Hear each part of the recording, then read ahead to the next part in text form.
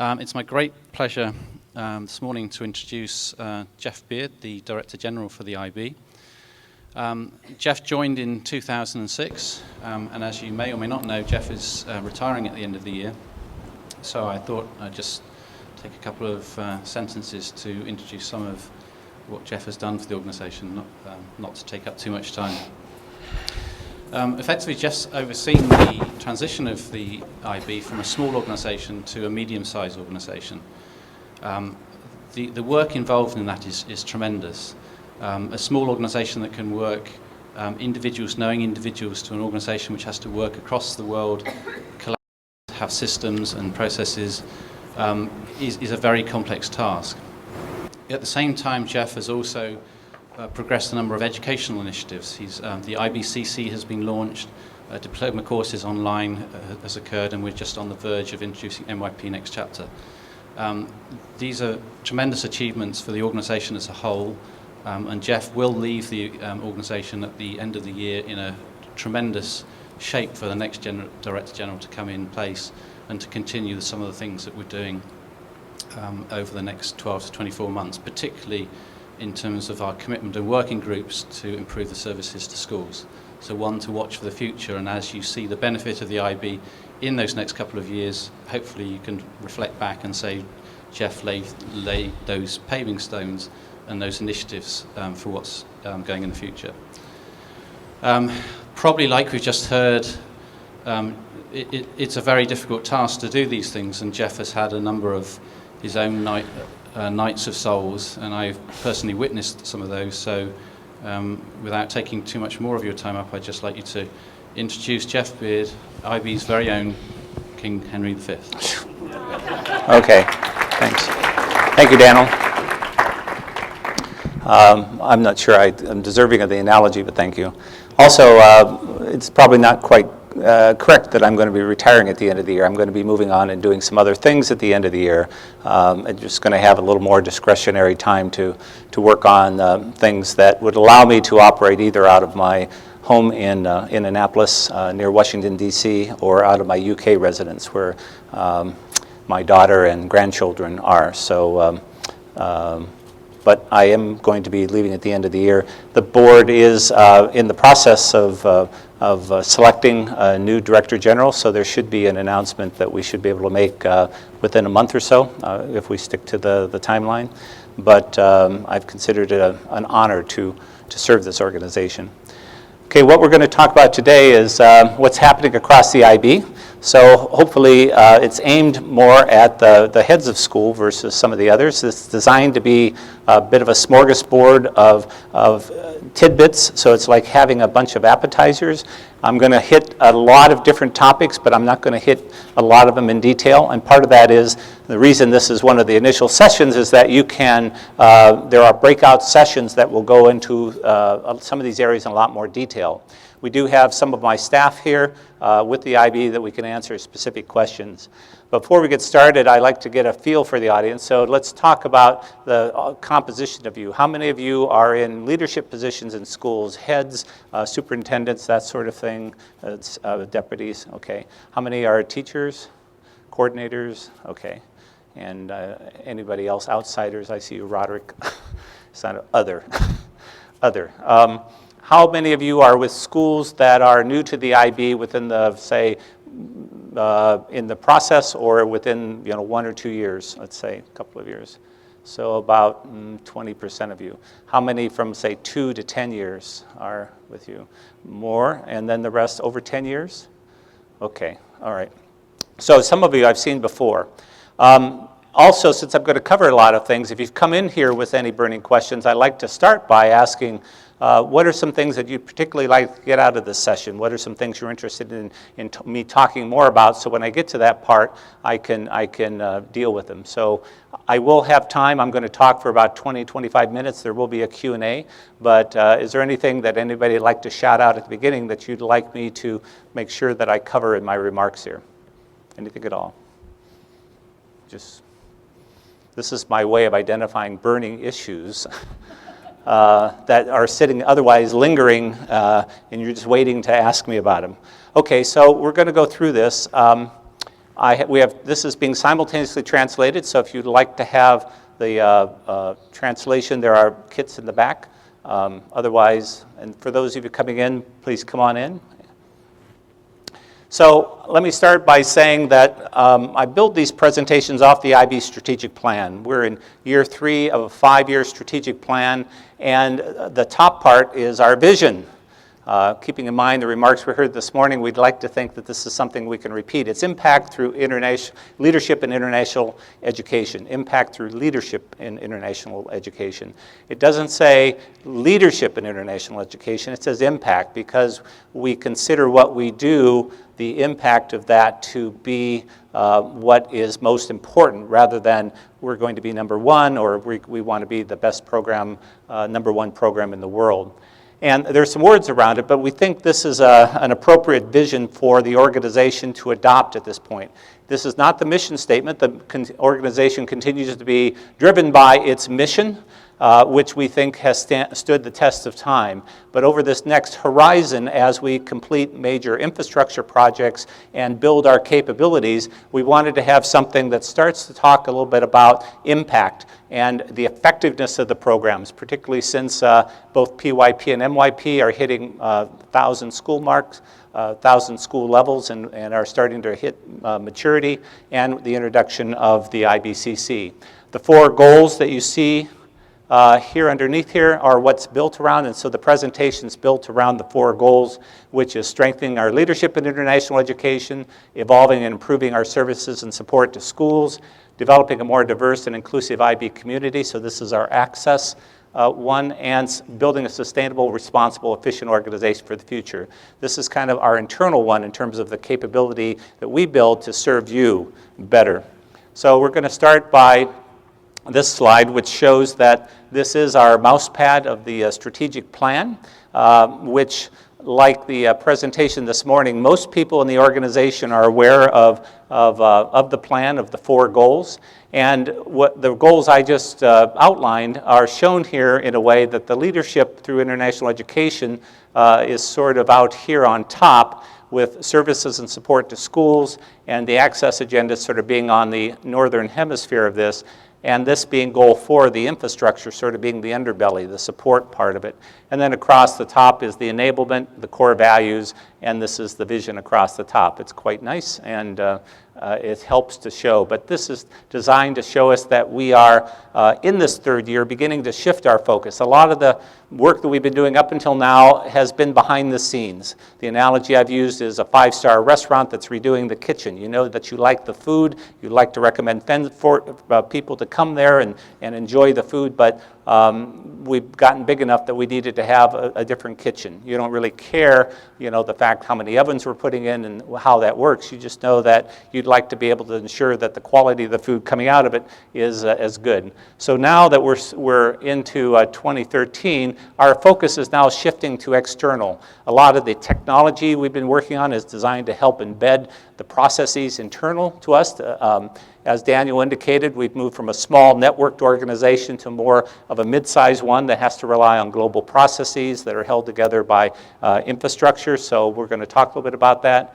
We're going to be able to start to focus on e-learning and using technology to enhance teaching and learning to an extent that will help you more and more. So we're now in a position that we can work more effectively with you, and I'm going to give you some examples here today. So we think that the platform that we've set up, the people we've brought in, are helping us to serve you better and to help us to allow us to be innovative and keep the programs fresh. So let me start by hitting some of the areas that we've been working on. This is the alumni network. So this is an area that we have ignored up until now, but over the last few years we have made a conscious effort to attract and identify those kids coming out, particularly when they sign up for the DP exams. We will ask them to join the alumni network. And so it's our chance every year to get some of the kids, the students that are getting the diploma, to help us. And we think that this is a valuable resource. We have As you see from this graph here, this shows about 27,000, but we'll have about 30,000 at the end of this year because we just went through an exam period and we got a lot of new fresh recruits. But they are helping us in a number of different ways. Some of these folks are helping us with ambassadorships. They want to help the IB. I'm going to give you an example of one in just a moment here. But they can engage us. They can, let's go back here. They can help us with internships. So some of our staff are IB graduates themselves. And so as they age, they help us through the university years. So one thing we've noticed in the recognition area, they come back to us and they say, well, the university recognition policy isn't where it needs to be, and what can I do about it, and how can I influence that? So we can equip them with some of the information we have to help make a change in the recognition policy of that university. And that's quite helpful. They're also willing to be guinea pigs for research to say, can we survey you? Because we'd like to see how well you do at your university years, and then ideally later we'd like to see how you do in life. So this is a valuable resource for us to continue to get help. This is one of the things that we've used these for. This is called My IB, Promoting IB Success. So what is this about? And you can read the slides on here. One of the more difficult things that I find, you find, we all find, is it's hard to explain how IB works to parents. You bring the idea in and you know it's very, very difficult to describe it, to describe the impact of it. It sounds complicated, it sounds hard, it sounds like a lot of work. And so one of the best ways that it works in life, we see, is through the stories of the students themselves. And that's where the power becomes. And so we want to be able to use some of these students to help us show what the impact of an IB education is. And we saw from the speaker yesterday, the introduction, the one this morning, sort of the outcome of that. But what is it that you can use to help with this and could be available for your school through the toolkit? So this is, let's see, how do I do this, Matt? I'm going to show you a little clip. There it is. This is Tina.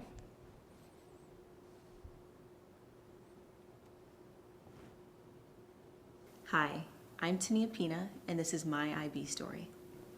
IB actually exposed me to a lot of rigorous global perspectives. It tests your ability to understand, different angles, understand different issues, being able to think out of the box and provide solutions.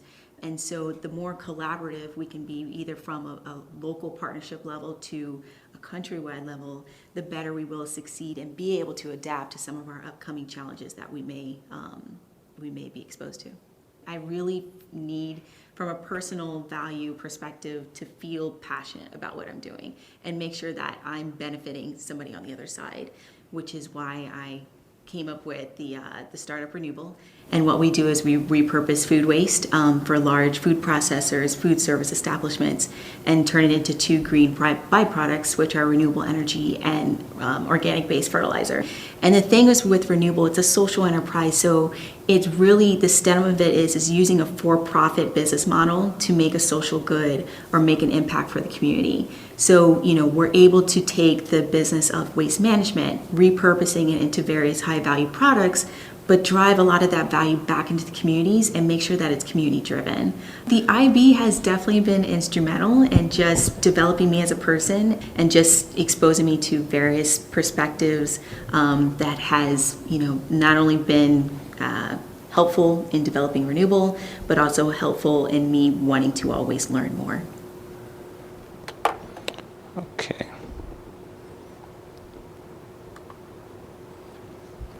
Okay. So you can see how that can help send a message. And we're doing a number of these. They're available to you as well. But a personal message from an IB graduate is one of the ways that we think helps to demonstrate the impact and is a way that we can fulfill the vision of leadership and international education impact through that. Student conferences, we started with some last year. We're going to continue with some this year, but we are doing 4 conferences this year. Let's go ahead and get this all built here. and they seem to be a hit. The awareness around them is new. Come on up in the front. You can, and there's some seats over here. Is new. We did it last year in 2012 in UBC Vancouver, i.e. Segovia, which I had the privilege of attending, and those were the two. Was it just two we had last year? Yes. Two, okay. So we had 561 students from 49 countries. We brought in some world-renowned speakers. They got engaged in some good activities. A lot of the activities contributed towards the accomplishments of their CAS components. It was more of a 3-4 day activity. How long was it, Jay? How many days? 5 days? 5 days. And so it proved to be successful. So we're doing it again this year. We have 4 locations. One at Wake Forest. UBC Vancouver has also agreed to run it again. You can see that their theme is economics creating a sustainable future. Wake Forest, social justice, contemplating the past, confronting the future. Warwick in Coventry, UK is utopian visions, employing the arts for social and political change. And Hong Kong University is I responsibility, exploring how we engage in the online world.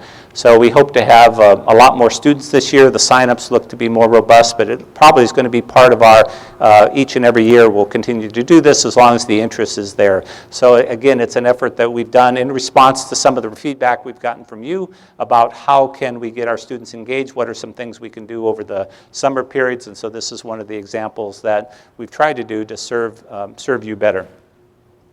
This is the IB Digital Toolkit, which the communications and marketing people are publicizing, and we've communicated this out. You may have seen it in a newsletter recently. It's fairly recent, but it's also responding to your needs. So the My IB story that you heard Tina convey, examples of that, but it's basically one-stop shopping where you can go and you can find materials to help you in conveying the benefits of IB. We know you have to talk to parents, you have to talk to local officials in the community, you have to convince different people. Parents want to know, well, so if I put my child in a PYP program, what's the impact? How will he or she be better? So the research summaries and being able to use these in a way that can convey the benefits of an IB education more and more concretely are in this toolkit. So we've developed this for you. We will update it regularly and build it based on your feedback, but it's one of the things that we're trying to do to help serve your needs better. If Judith Fabian were here, she would talk in her academic presentation about the continuum. As you know, we have been working diligently over the past few years to bind together the 3 programs and now the 4 programs so that they are more coherent and they align the terminology, the way that we present, that they progress, because the programs were developed independently and they were promoted in an independent fashion. So things like the learner profile, which really began out of the primary year program, is now extended across. Approaches to learning also is another area that came from the middle year program that comes through. So you see that the students in the center, the learner profile, which affects all of 4 programs, teaching and learning in the IB with inquiry, action, and reflection being an integral part of each and every program that the IB introduces. The global context and multilingualism, intercultural understanding, and global engagement being part of all the programs. And then you have the programs outside of this. So each of them sit around sort of a common core and a common philosophy that will allow, ideally, a student who starts at primary year and finishes through the diploma program to basically feel that it's one continuum. The revised learner profile, you've heard that we are coming out this year and issuing the new learner profile. The good news, as was indicated yesterday, is you've indicated through your feedback that the same 10 attributes really are appropriate for the future. We have revised the descriptors. We're using better English. It's now more clear. It's more the relationship to international mindedness and the other program elements is clear. And so you can, we've also adopted some flexibility for school adaption. There's a couple of attributes that can be used and pulled in based on the type of school that you might be. So it's given you a little bit more flexibility and some better help on how to implement the program, the learner profile. The structural changes, are small, but actually the people that have helped look at and reviewed what we've done has said this is much easier to understand, it's much easier to implement, it's more effective now, so we've also added a statement of intent. So that is being rolled out this year. New developments in the DP, so I'm going to talk a little bit about the 4 programs and what's happening there. The Diploma Program is one that continues to evolve over its 45-year history. People say, well, the basic program hasn't changed. And from the structure, it's still a liberal arts education wrapped around a core, but it has progressed and been honed over the years. The initial offering of the IB, if you were back in 1968 to the early 70s, was just a handful of courses. And now I think we have over 50 courses that you can choose from. So you have an assortment, and we support over 60 languages. So there is certainly more breadth and more depth in the courses, the support for the courses, the professional development. These are some of the new ones that are being rolled out. As you have heard from one of the workshops, approaches to teaching and learning, which has been integral to the middle year program, obvious in the primary year program, is now being integrated across the diploma program. And although this is a challenge maybe for some of the existing diploma schools that have been doing it one way for the last 10, 20, 30 years, I think all are welcoming it. The newer schools in particularly welcome it, and it's particularly helpful for the multi-program schools who already operate with this type of thinking. Global Politics is one of our more interesting courses. It's been piloted for a number of years. These courses start as school-based syllabus, and this is no exception. This actually was 2 or 3 courses that we combined into Global Politics. So a lot of the innovation comes from you in the schools who are trying different things, and then as a course reaches a certain stage of maturity, we're able to take it on and help it to scale it and provide the curriculum support for it and to review it on a 7-year cycle.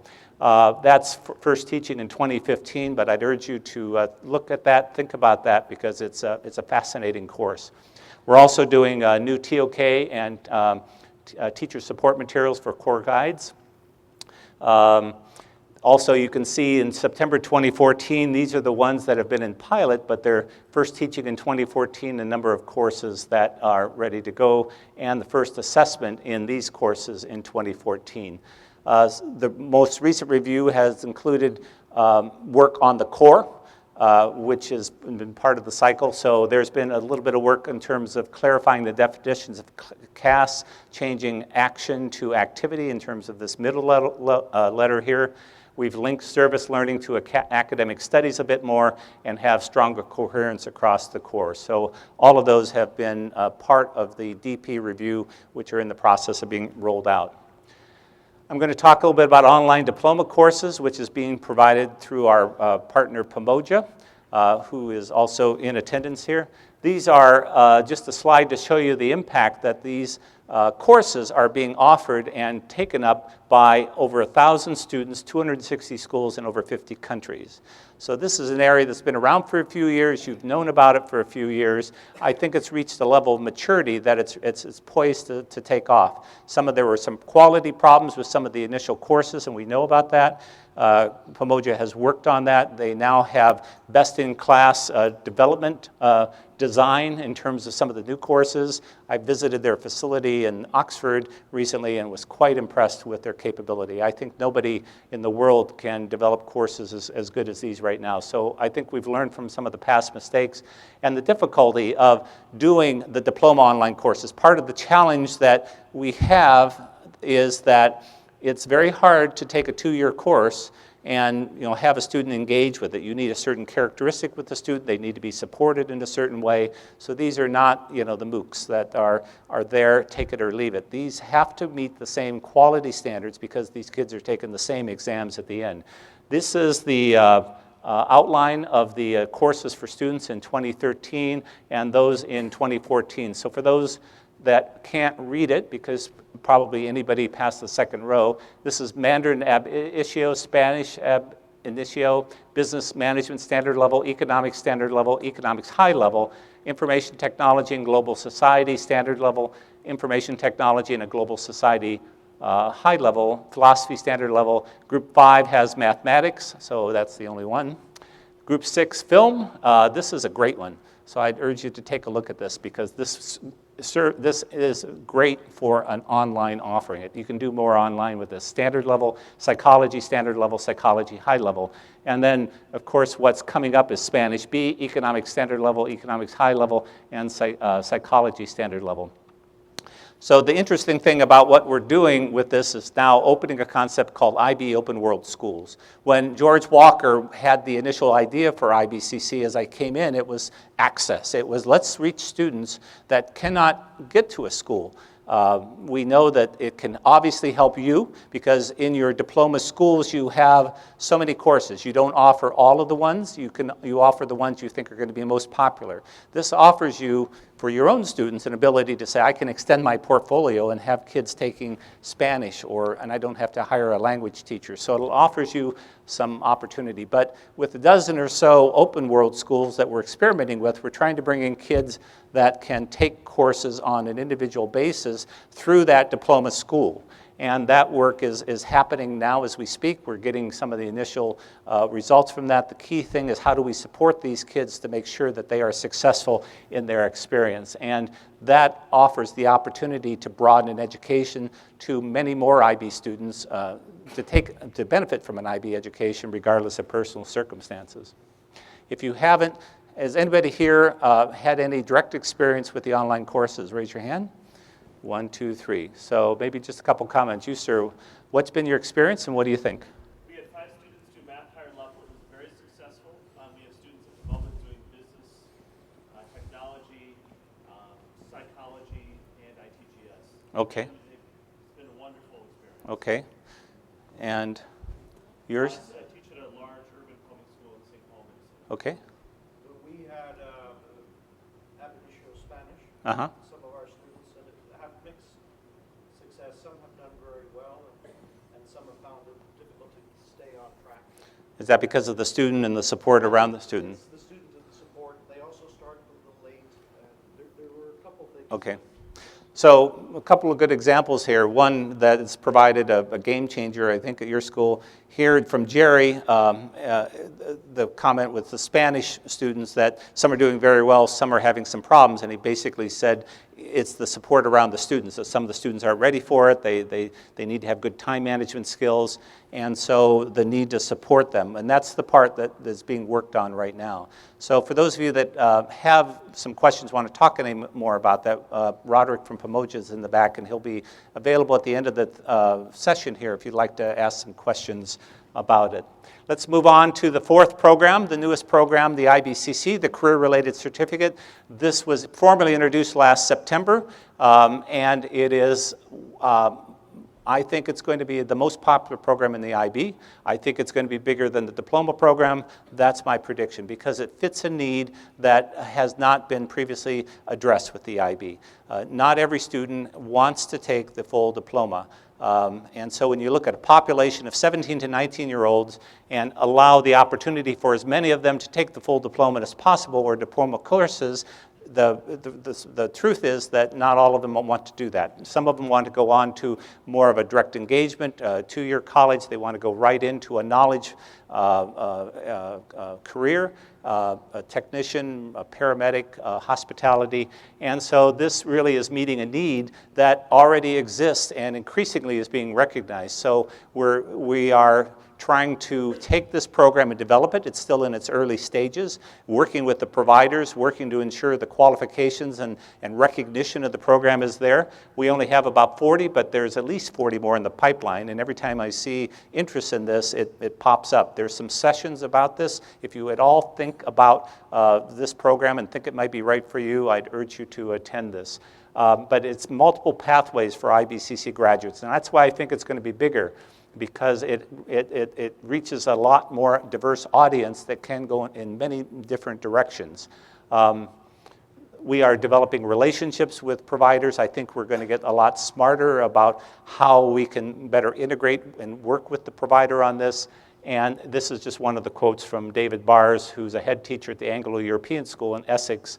And you maybe can't read it. It says, "The IBCC enables a school to open up the IB experience to a much wider range of students. Part of why our first cohort was so successful when applying to university was because they stood out from other candidates. And most universities value breadth, and these students show that they have it." So these students basically have some of the same characteristics. I've been able to attend some of the graduations and see some of the work that these students do, and I can tell you it works wonderfully. Whoa, did I skip one here? So let's talk about strengthening the MYP. How many of you have middle year programs or thinking about implementing it? Anybody in the audience? Okay, a few. So this is one that has been in the works for a number of years. It's also a direct result of feedback from you about the middle year program, what works and what is difficult to implement, the difficulty with some of the barriers with the current middle year program that makes it less than effective that you'd like to see. Part of it was flexibility, part of it was meeting state requirements, but we've responded to that with what we call MYP, the next chapter. So the new work, which will be available for first teaching in September of 2014 next year, and the professional development and support for that is already being developed. There's some workshops at this conference that you can attend on those to clarify what's really happening here. But it's we're doing more with a conceptual framework to link the subject groups. Part of your feedback was it's hard for teachers to develop their own curriculum. They need more coaching, they need more guidance, and so we're being more specific, and particularly in those last 2 years, it's starting to look a little bit more like the support that you would expect going into a diploma program, because it provides more guidance for teachers and helps to embed concepts that will be important in the diploma years. There's more flexibility in years 4 and 5, so this is the 8 instead of 6-sided octagon. And we know that in the last 2 years in state schools that there's a lot of state-specific requirements. It's hard to absorb all of the courses. So we would encourage schools to continue to offer all 8 offerings, but you can drop down to 6 if that's more appropriate for your school. The majority of the assessment remains internal. But what we're going to do is do the mandatory personal project moderation. So all year 5 MYP students will do their personal projects. They will all be moderated externally. This is good because it allows us to get the recognition and certification from accrediting agencies around the consistency of the program worldwide. And then the real one that I'm excited about is the optional summative assessment, which will be all online, on-screen e-assessment. This will not rely on the World Wide Web. You will not need to have a web connection. That's dangerous to say, pull down a signal and take the test, but it will be all electronic. Whether you get a disk delivered to the school and load it through the computers we still have to determine, but we are prototyping it. This October, we are testing with a larger scale of schools some of the mock exams to make sure they work right. We have another chance to do it next year. We're working with a company called CrankyCom, which sounds odd to have a company named CrankyCom, but they are small but very innovative, and we like what they're going to be doing. So there will be disciplinary and interdisciplinary. Obviously, there's a number of subjects you could take to get the certification, to get the IB certificate in the future. You're going to need to take the optional summative assessment. So you'll need to take at least 6 of the disciplinary and 1 interdisciplinary, 7. So it will be concept-based, and as I said, we're doing first trials. Now, a letter's coming out in the coming weeks to give heads an indication of the pricing for this. A lot of you want to know for budgeting purposes.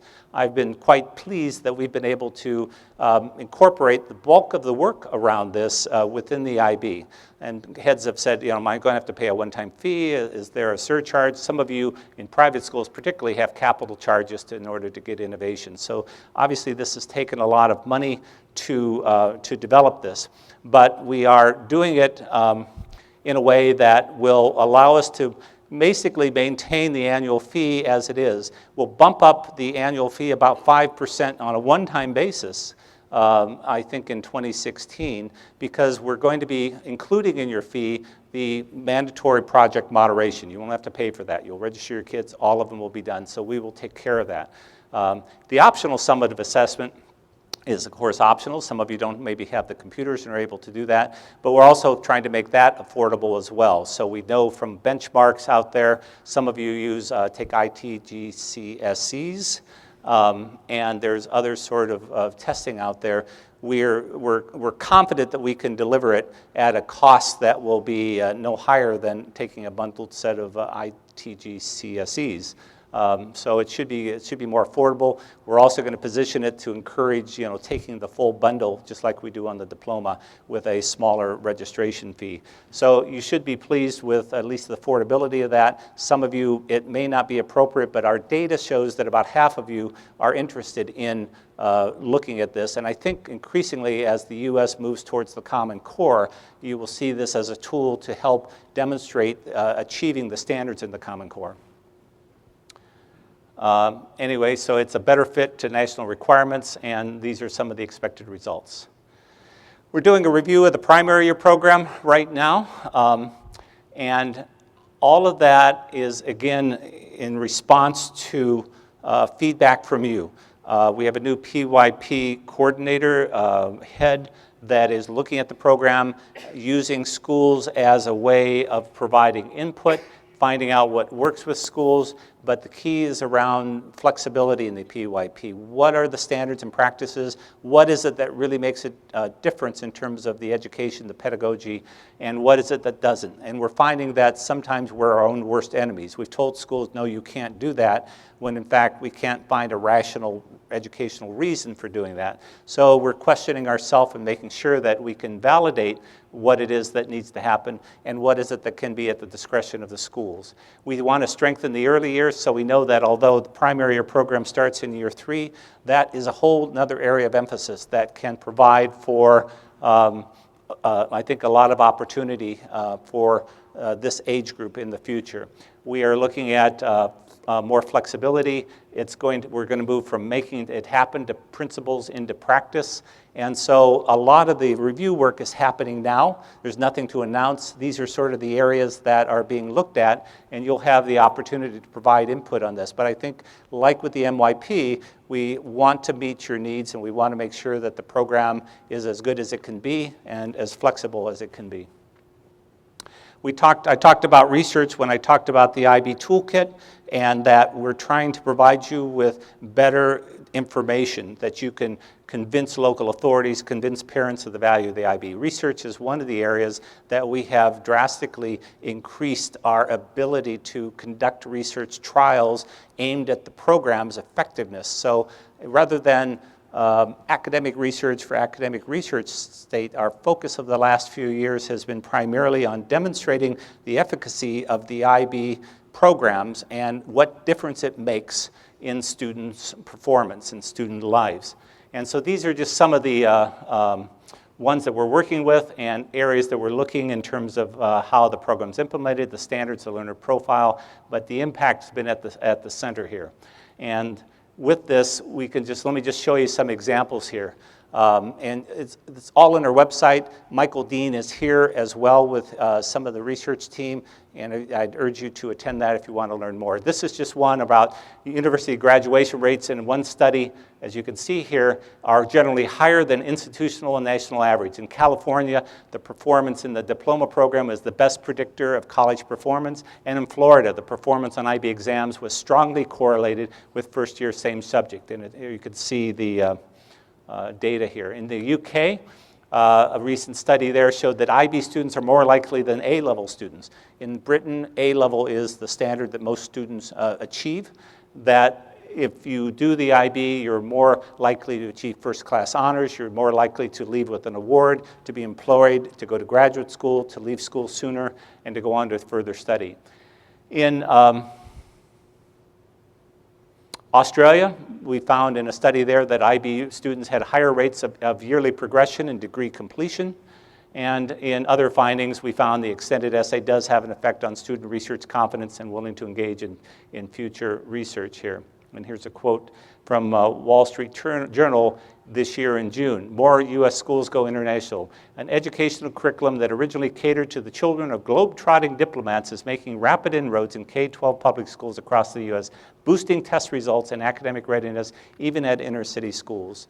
One of the studies that we were pleased to see was the Chicago inner-city schools, which has been mentioned kind of casually, and you may have seen a slide on it. Pick up some of the information, learn about that, but that was the most powerful study to show that many of these inner-city Title I students can actually be successful through IB programs. And with university recognition, we're finding that more universities are recognizing IB in the future. So this just shows you the last year we've added, in the blue bar, we're up to about 2,000. So each year, based on your help and the the alumni, and some of the associations that are doing good work out there, adding more and more. So increasingly, we're trying to move to the minority. You know, my university doesn't recognize the IB, they never heard of it, to one around, everybody recognizes it. Now let's try to get more credit for courses. That's one of the next areas. Recognition for the full diploma has been there with a lot of schools. Recognition for individual courses is an area that we need to do a lot more work on. Professional development is an area that I've been quite pleased and proud of, because it's been one of the more dramatic areas that have shown the impact of the changes that we've made internally to serve your needs better. We've used to have a very staid and traditional approach. We focused on Category 1, the basic professional development for teachers and heads, and Category 2 is the next level, but there was never really a Category 3. It was like other special needs, things like that. So what we've been able to do is systematically, through Anthony Tate's leadership, who's in the front here, so I'm sure he's also going to be available for any comments, is polish up and put more consistency and around the delivery of professional development. It was important for me, for us, for my team to say, it doesn't matter where you attend a professional development workshop, wherever in the world, that you should have the same experience, you should have the same outcome. The same way with the authorization process. Through the Category 3s, which are some of the examples here, and you know, we now have over 130, is that a good number, Anthony? About 130 unique offerings in Category 3. So, and there's more to come. So I think the sky's the limit. This just shows you your catalog, which was part of your pack. So I think that's a deliberate attempt to show you. It's also available online. And if you just glance through that, you can just see that it's exploded with so many different options and offerings. It's available in different languages. And of course, we do it through a number of different forums here. Let's go back here with this one. We do it through providers, other providers than our direct providers. We have people that are contracted to do it. Some of the associations do it. We have the online. And we also have this work we're doing with universities on the IB Educator and Leadership Certificate, another area that I'm quite proud of, because it allows us to enter the university market, starting to develop some different relationships with them. And this first one, which used to be called the Teacher Award, is now called the IB Certificate in Teaching and Learning, more appropriate, I think, title, and the IB Advanced Certificate. So if you're a teacher, this allows you to combine university studies with IB qualification. It would be part of your degree. You're able to have a university that offers this. A new teacher that does his or her pre-service through that university can become qualified and meet the Category 1 requirements for us and going into an IB school or not. It doesn't matter if they're going into that. But it's you're better positioned. We've got 20 universities authorized and 98 more in the pipeline. So is that about right? Okay, more or less. I think the point is 20 with 98 at the door knocking in. So you're going to have very soon, 110 universities. And then this one was in also response to heads of schools. I have a heads council that advises me, and part of the feedback that I have consistently received through many of you, I see John in the front row who has been part of that, to say you are focused on teachers, but you're not focused on us as leaders and heads of schools in terms of what we need to be able to do to manage these operations, these organizations. So this is a chain for the administrators who want to strengthen their leadership capabilities. It enhances ability to take on roles at an IB school. There are now 6 universities offering, and how many would like to offer? Another 4 or 5 at the moment. So increasingly, there are options for those on the leadership route for the heads and administrators in schools. Let's talk about e-assessment. You heard this morning with Graham Donan's introduction and Carolyn Adams, who are here tomorrow. They're doing a session on assessment. I'm happy to answer some questions on assessment, but we've been on a journey. We now have, in this last May session, almost 100% of the scripts were e-marked. We had almost 130,000 students. We did about 450,000 scripts. There were well over 1.1 million marked, graded by 9,000 examiners. And so this is what it looks like. The student doesn't see any difference. If you ask the student, they'd say, I don't know what this is all about. I still had my exam and I did this. But what's happening is the exams themselves are being printed in a remote location from our printers, and we'll have more locations in the future. So instead of coming out of Cardiff, they're now coming out of an exam center, a printing center, a distribution center that we have a contract with. These are very special relationships. These are not Kinkos that are just printing things. They are the same people that banks use and others that have very confidential materials, and then being distributed to the school. So we're able to assure delivery rather than counting on the mail by ensuring that those scripts are available increasingly on a local basis. Then as you return them, instead of sending them to Cardiff, you send them to, increasingly to a local provider who will upload them. So it's like creating a PDF script essentially, but the software allows for the marking of the script by the examiner. It allows us to assign it to different examiners, and it allows us to use seating. So how many people have heard of seating? Oh, that's not good. More than that? Who can explain what seating is for me? Who would like to explain it? You, sir. I'm an examiner. Yes. Paper 1. Yes. For literature and a seated sample, occasionally you're grading, one pops up and you grade it, and it's already been graded by a senior examiner. So it's calibrate your own grade. Right. The analogy I thought of is when you go through the airport and you go through the security and you hit the button, it's either red or green, and you hate to get the red one, which forces you over into this line where you have to go through some more scrutiny or you're being profiled.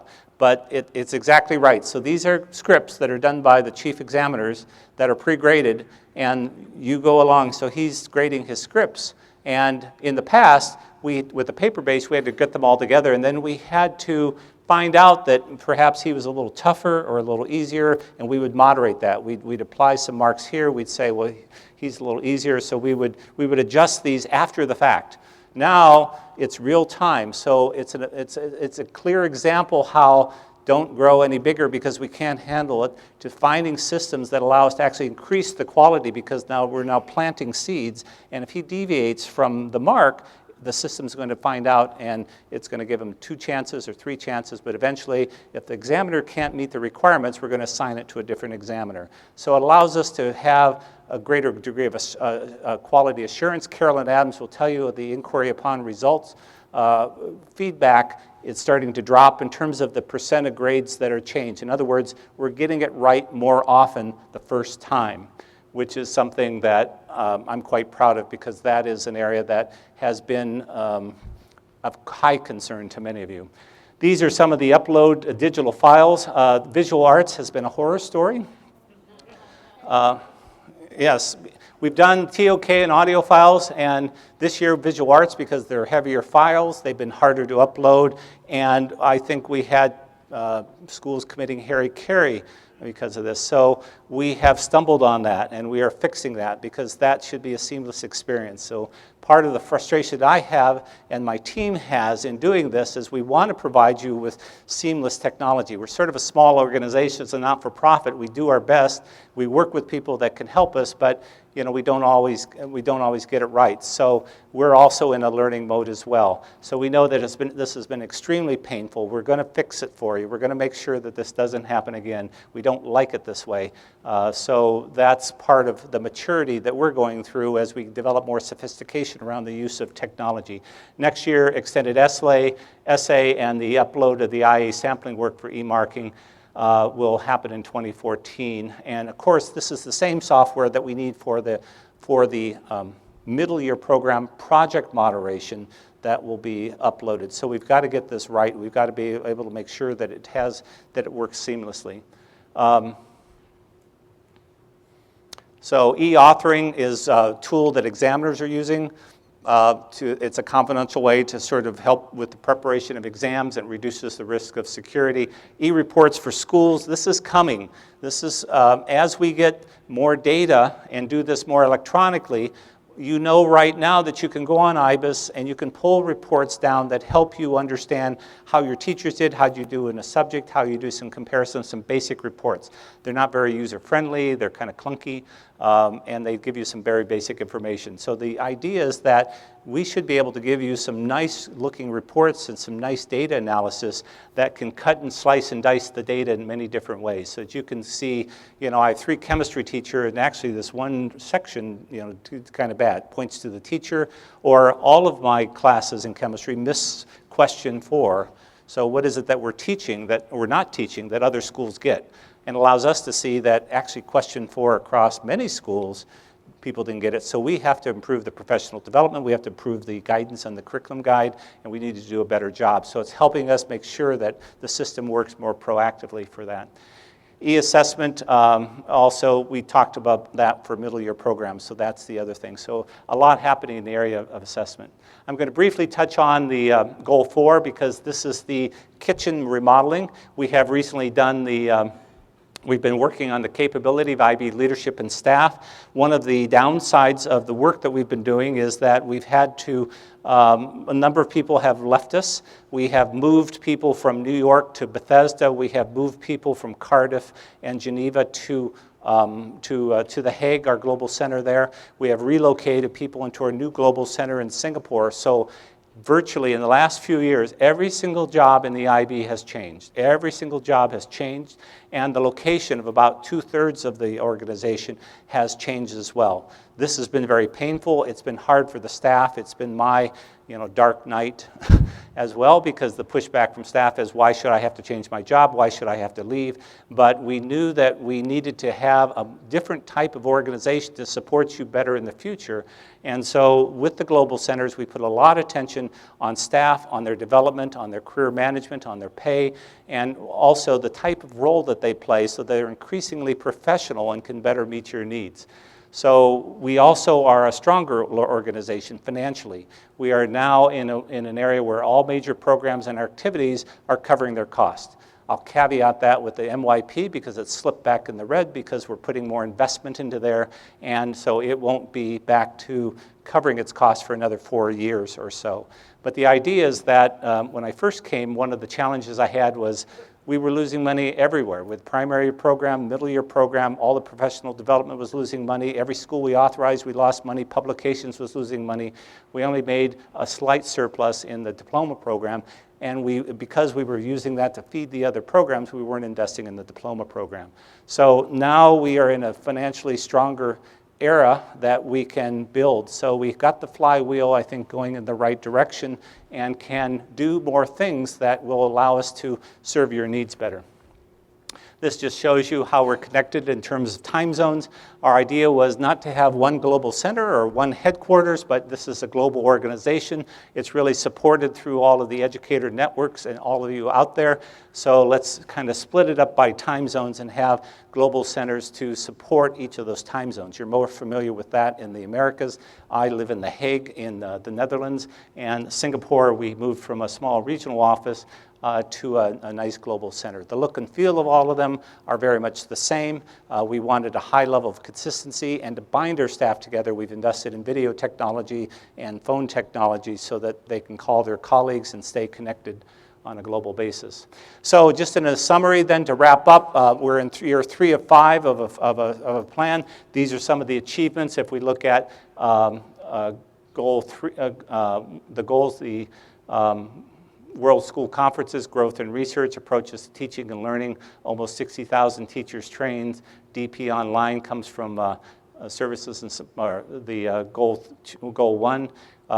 Goal 2, we've seen new schools. We've done IB answers so that we have the help desks, the e-assessments, the services. And Siva Kumari is doing a session tomorrow to talk more about services to school, and I'll be joining her on that. We're quite excited about that. In the access area, 1 million students. We now have 1.1 million students this year in 2013 that are participating in an IB program around the world.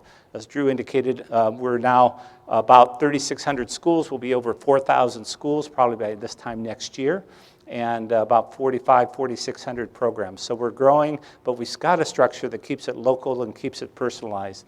So we've been able to, as you've seen, bring the pricing down, just to bring it along with inflation, and we're trying very hard to make things more affordable. This is just to show you the diversity. This is kind of a spider map, and the design is, if you look at,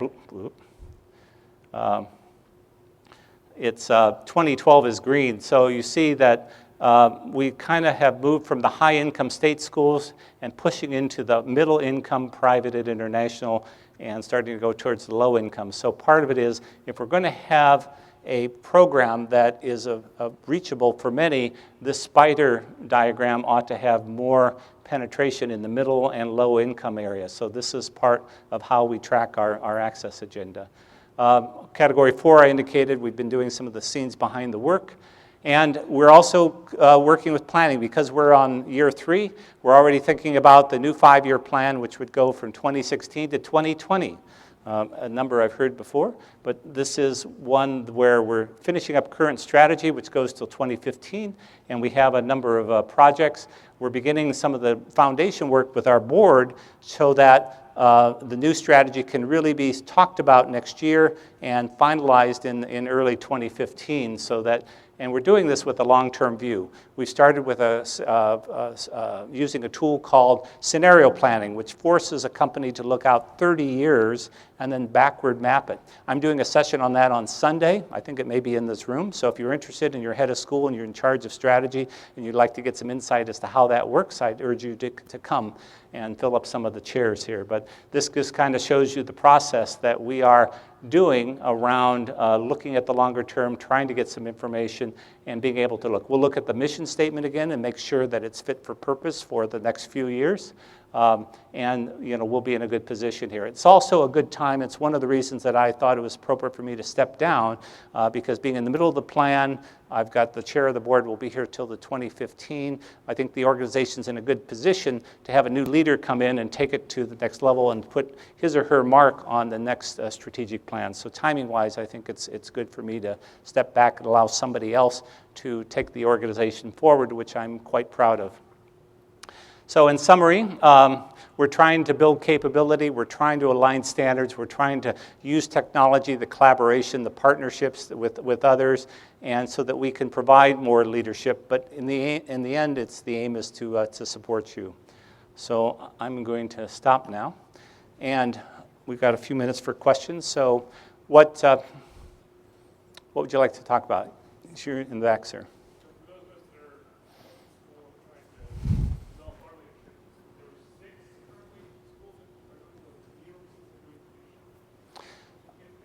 Anthony, the question was around the leadership strand for the universities.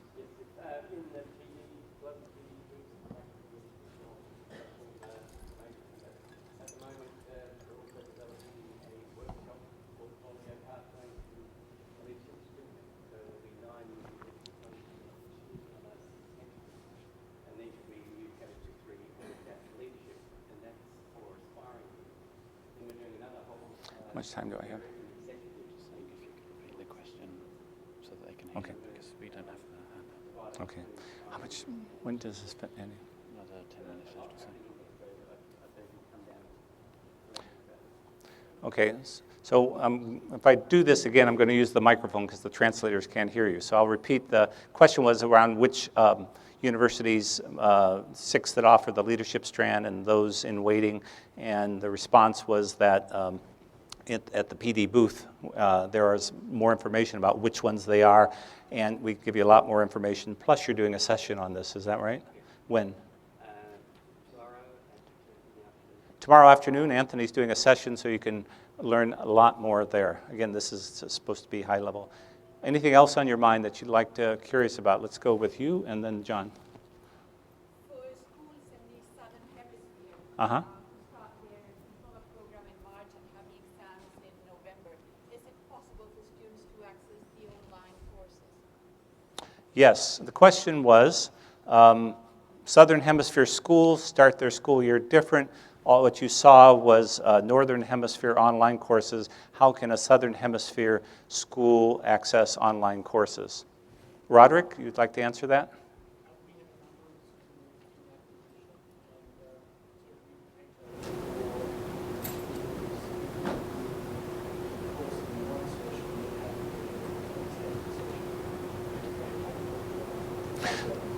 I think the answer for the translators are that there is work going on. Promogia is beginning to look at offerings to meet the Southern Hemisphere schools and to see him afterwards, because that planning has been part of their longer-term plan and can be into place. Yes, Roderick? I just make one more statement. It's a small update to Jeff's slide that between the time of the engagement and tomorrow and today is about to announce that all of our courses will be available in February, not just the subset. Okay. So all the courses will be available in February. So again, they have a session, and see him afterwards. John? So, speaking of the dark night of the soul, previously, I guess, the thing that kept you up at night was the basic capacity of the organization to manage growth and to make sure the wheels didn't fall off the wagon. So these days, what are the threats? What are the things that keep you up at night, and are they both internal and external? I'll give you one example. I was reading in an international education magazine about the international primary curriculum. Yeah. Is that, for example, a threat to PYP? Or are there threats we haven't thought of? Okay. So John's question for the translators was if the dark night of the soul was the capacity, the financial, some of the earlier issues. Obviously, that's fixed. So we're in a better state today. What is it that keeps me awake today?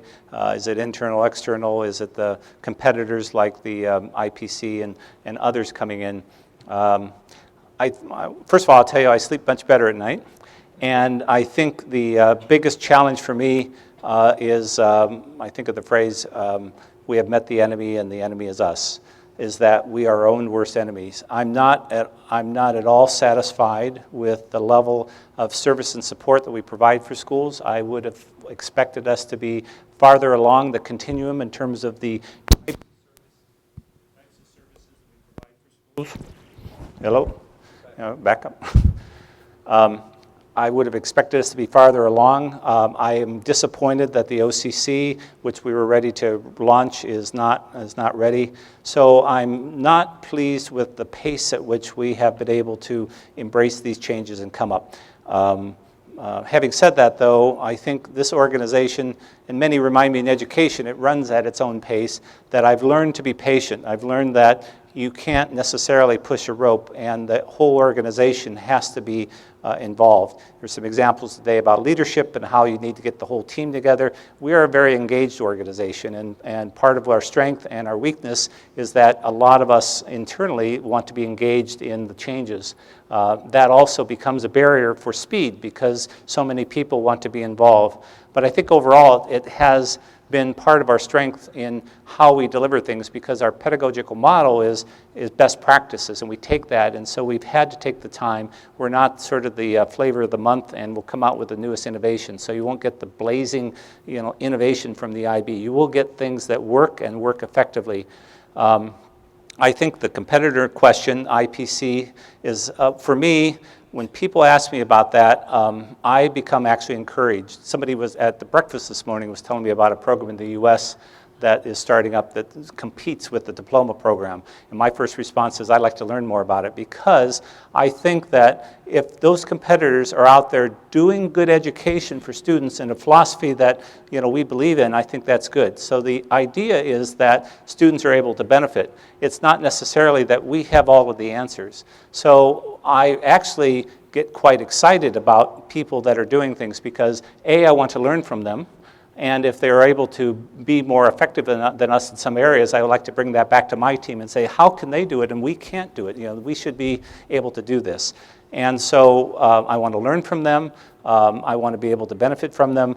Nothing we do is proprietary in terms of you can't take it and do it someplace else. We have the intellectual property with respect to the logos and things, but I think that the fact I've been actually pleased that in the UK and some of the other national systems, they are mimicking some of the aspects of IB. They're using extended essay, they're requiring projects, they're introducing holistic thinking.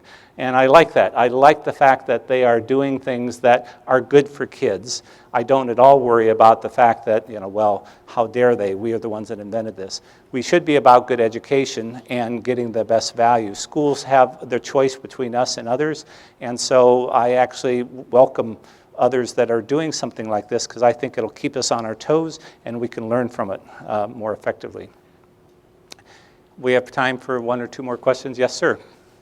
I'm glad to hear about progress with university recognition, but I'd like to know what help the IB can give in lobbying national governments to get accreditation and more understanding of courses you mentioned, but also a much wider recognition in university, because we have a long way to go.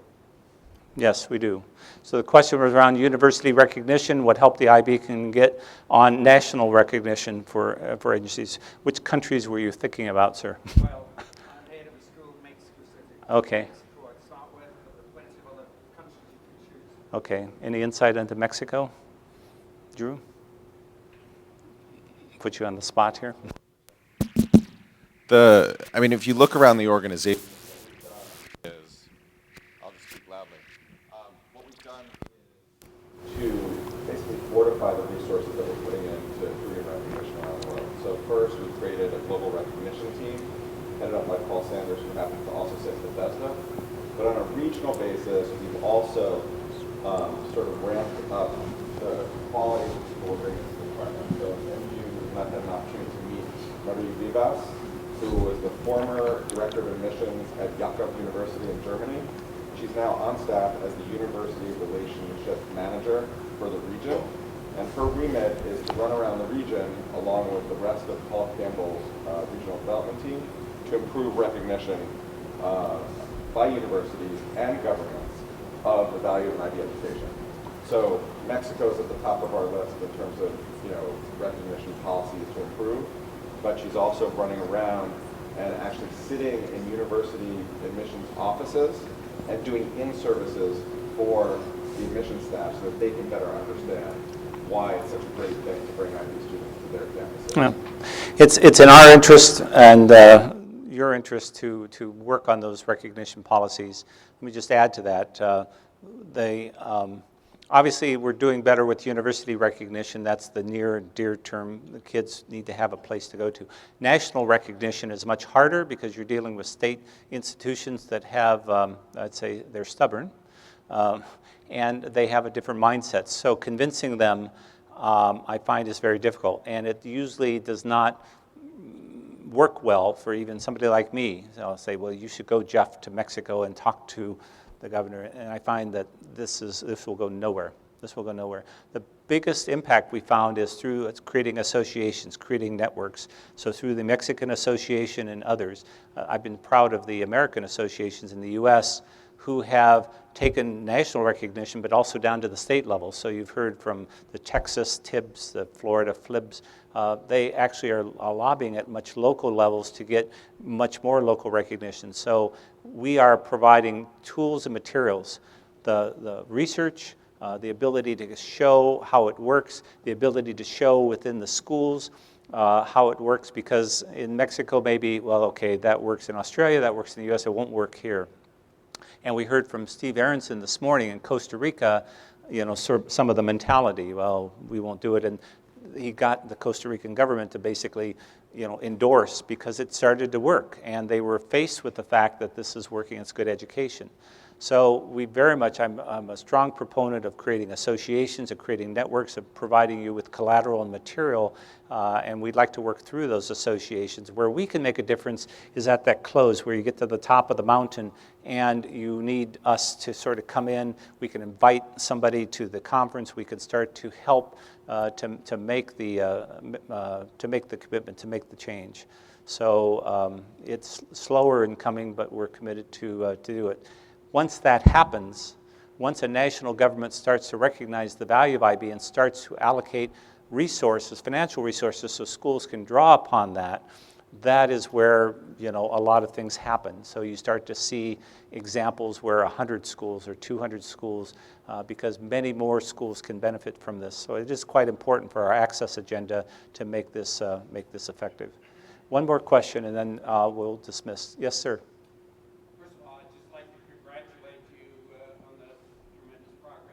The organization's made over the last 3 or 4 years, especially in light of all of the concerns and angst and contentious nature of the HEADS conference in Seville, and all of the worry, etc.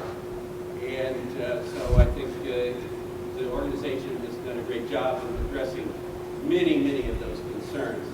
But I would like to ask you, or one of your colleagues, what are you doing about the horror of the visual arts? It was a pain. Yes. I think we're going to fix it. You go to the assessment thing tomorrow. I will tell you that my team, at the senior leadership team, we were getting reports weekly. So this was the top of our agenda. We were just aghast at this. We were so upset that that this was happening, and so it received high visibility. We engaged a lot in the organization to try to make it as palatable as possible. Our IT team is also very also quite upset that the experience was not better. We learned a lot about user requirements. We learned a lot about the diversity of schools, the fact that you can't use Java. All of a sudden, just use Java, and it's the national security. They say you can't use it, and so we know that you had to go through home because the schools couldn't do it, and so it was not planned out as effective as it could. It's going to be fixed. You won't have that problem next year. I will guarantee it. And increasingly, as we get better at this, I'm also embarrassed about the OCC. You should have a better tool out there. It's embarrassing that we are not able to give you that. And we're working on that night and day. And we were about to launch it, and it didn't meet our standards for you. It didn't meet your standards, and we said we're going to make this better. So we're trying to develop our capability. We're no different than a student that's sort of learning along the way.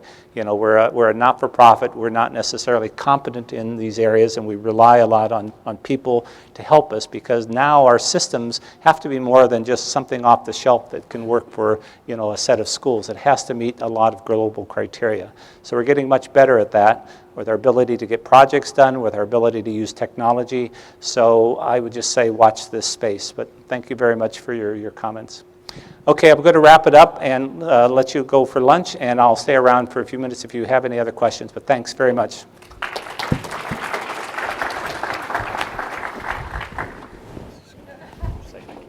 Oh, okay. That's okay.